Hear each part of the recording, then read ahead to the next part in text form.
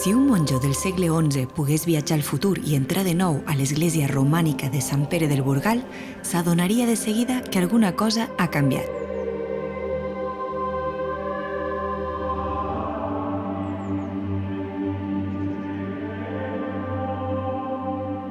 Abans, l'absis estava tot cobert de pintures, però avui només en queda una part, i no són les originals. I els personatges que hi ha tampoc semblen estar tots al lloc que els correspon. Aquí hi ha alguna cosa que no acaba d'encaixar. Podrà resoldre aquest trencaclosques l'equip de restauració del MNAC?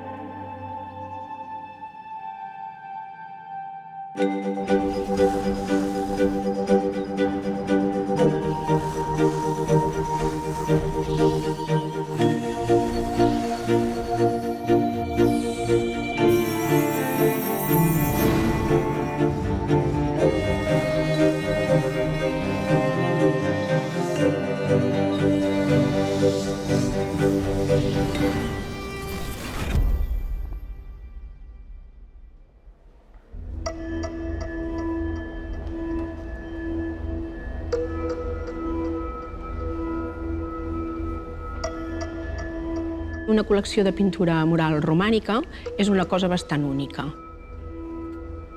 Altres museus del món tenen pintura mural romànica, l'únic que en té una col·lecció és el MNAC.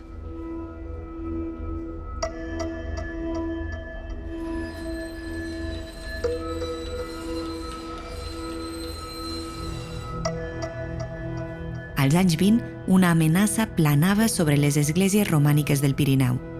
Els col·leccionistes van començar a interessar-se per les seves pintures i el mercat negre es fregava les mans davant la possibilitat d'arrencar-les i endur-se-les. El govern català va decidir actuar. Va traslladar-les al museu per a poder-les protegir i conservar. Això és un fragment de pintura de l'església de Sant Pere del Burgal. Aquesta pintura es va arrencar de les parets per portar-la al museu. Per fer l'arrencament hi ha una tècnica que es diu estrapo. S'apliquen 2 capes de tela de cotó que prèviament es submergeixen en una cola animal. Un cop les 2 teles ja estan seques, fan contracció la cola i llavors ja permet que es pugui tibar per anar fent l'arrencament. Es cargolen les pintures en elles mateixes i es poden transportar a taller per ja fer el traspàs.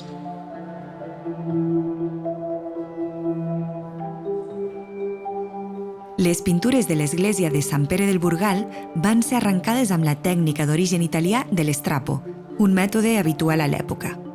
Bona part del conjunt va ser arrencat pel restaurador bergamesc Arturo Cividini i avui les pintures originals les podem veure al MNAC.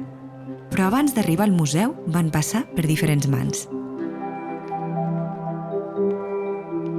El 1919 es va saber que totes les pintures havien estat comprades per un particular i que les estaven arrencant dels murs, cosa que fins a aquell moment no se sabia que es podia fer, i la intenció era de vendre-les a l'estranger.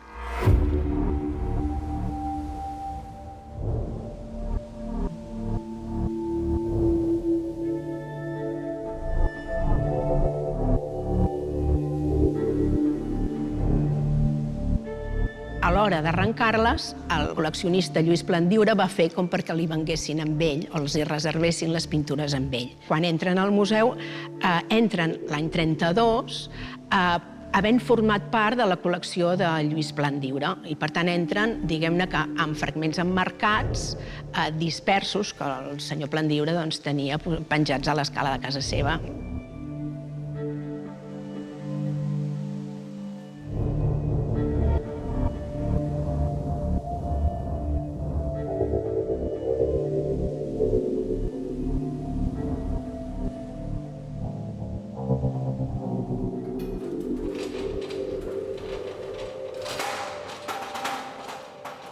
A mi em fan l'encàrrec d'incorporar el fragment dels peus, que es va arrencar en els anys 60, amb el dels 2 personatges que ja estaven incorporats a sala i es van arrencar en els anys 20. Llavors, per una mica dur a terme aquest procés, es fan primer uns calcs, que és un plàstic damunt dels fragments, on dibuixes les línies principals o les decoracions, els motius que t'interessa recalcar, per després poder fer les comprovacions. Aquests calcs ens serveixen per poder marcar les pinzellades vermelles i veure si coincideixen o no amb les de l'altre fragment, de l'altre calc. I veiem, per una banda ja veiem que la direcció és diferent, la de fragment dels peus a la del fragment dels dos personatges. I després que si volem que coincideixin els colors, se'ns desquadren a l'altre costat. I a part, a la que nosaltres anem movent perquè ens coincideixi el dibuix, veiem que el personatge també s'hauria de moure. Llavors aniria tort. Per tant, aquí estava el problema. Coincideixen, és primer arrencament i no van junts aquests dos fragments, segur.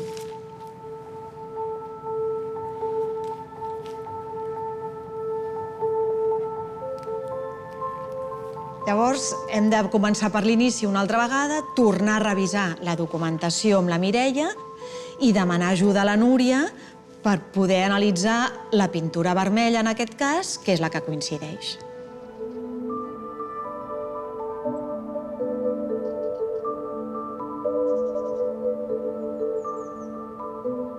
Els artistes romànics, quan pinten sobre el mur, el que fan és pintar sempre un color de base. I llavors, per donar-li la sensació de volum, pinten les ombres dels plecs amb un color més fosc i les llums que podria generar un vestit amb un color més clar.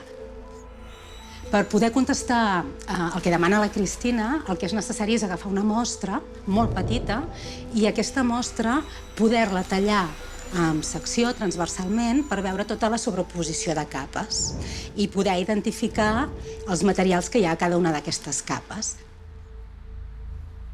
El que fem habitualment és incloure'l en una resina i aquesta resina la podem manipular. La podem tallar amb una serra i després ja podem veure al microscopi. El que veiem és que la composició en elements químics de la capa ocre de les dues estratigrafies i de la capa vermella de les dues estratigrafies és idèntica. És totalment coincident. Els elements aquests de les argiles estan en la mateixa proporció i els elements minoritaris que poden acompanyar el ferro són clavats. Per tant, la conclusió contundent és que es tracta de pigments originals en les dues mostres, tant en l'ocre com en el vermell. Per tant, no hi ha un segon arrencament, no hi ha un repintat, són dos fragments que tenen capes originals. No coincideixen, se sobreposen i no acaben de coincidir el dibuix. Això vol dir que no anaven junts. A partir d'ara, el que cal trobar o el que cal respondre és on anaven aquests fragments. Si no coincideixen...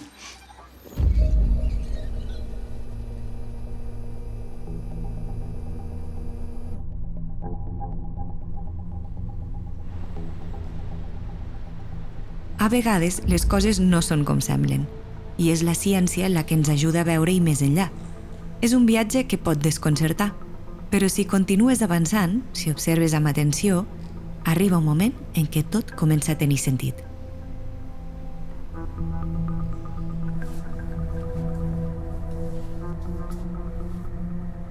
Estem en un punt mort on no sabem com continuar.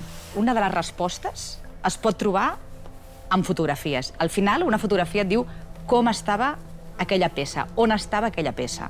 Quan anem a buscar aquestes fotografies, n'hi ha 6 que ens donen informació sobre l'estat de conservació, però n'hi ha 2 que són importants. Una, en les quals es veu Arturo Cividini a la conca absidial en el procés d'arrencament, i una altra fotografia de detall del fragment dels profetes.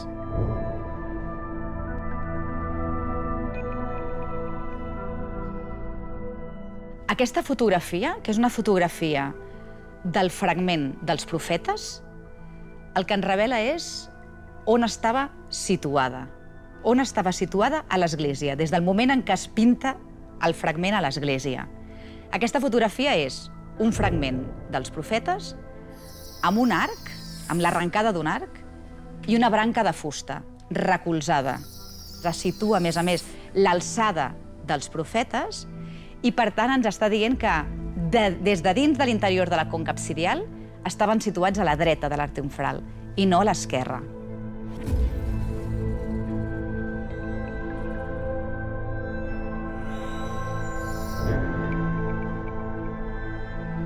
Quan fem el clic amb aquesta imatge, és a dir, quan a la imatge veiem un arc que en teoria no ens esperàvem que estigués, el pensament és molt ràpid perquè et situes a l'església, situes la pintura, veus la resposta, però dius, i ara com ho explico, això?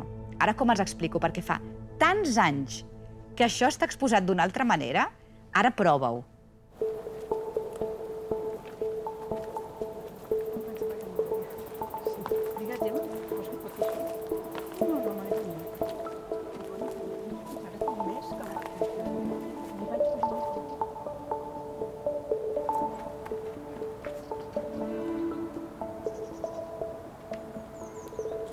Mirem la fotografia que tenim del 26, de les pintures abans d'arrencar. El que veiem és l'arc, no? I que, per tant, aquí hi ha un angle on el pal de la bastida ha d'estar falcat, és a dir, recolzat d'alguna manera perquè no caigui. Exacte. I, per tant, aquí és el que veiem. Un bon suport, no, això? A veure, hauria de ser... Pujar. No, sí, però l'estem pujant massa d'aquí. I això ens dona bastant, i ens dona... Està falcat. Estaria com una mica més amunt, però això realment no aniria només a l'altra banda, sinó que aniria a la part superior. Vale, intentem agafar des de l'angle.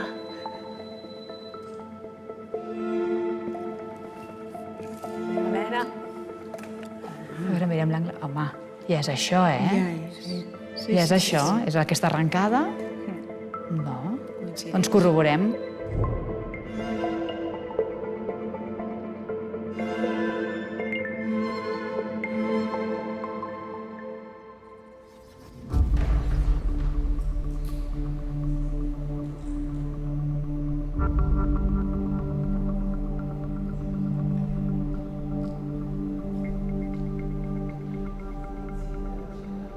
Ara ho sabem del cert. Els cossos dels profetes mai van estar damunt del fragment dels peus.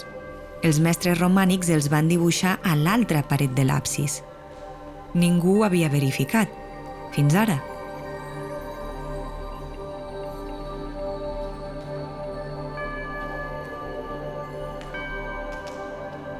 Gràcies a la ciència, al MNAC tot torna a estar al seu lloc.